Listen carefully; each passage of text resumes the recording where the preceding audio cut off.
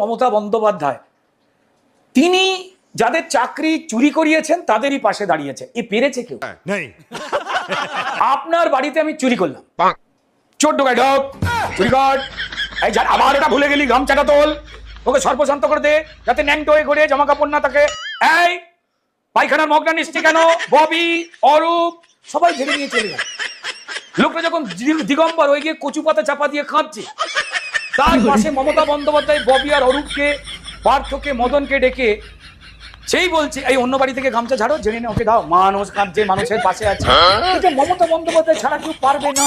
তো এই জন্যই ওরা বলে যে 24 ঘন্টা মানুষের পাশে আছে। তারা ঘুমায়ও না, 24 ঘন্টা মানুষের পাশে। কে কার তালা খুলছে, কে কাকে ফোন করছে, কে কি খুলে রাখলো, আংটি, ঘড়ি, কানের দুল, যে কোনো ঘটনায় আপনি খোলেন, তৃণমূল রেডি। আপনি খুলে নাইটি পরবেন, আপনি দেখবেন আপনার বেনারসি তৃণমূলের পার্টি। অত্যন্ত আন্তরিক একটা দল।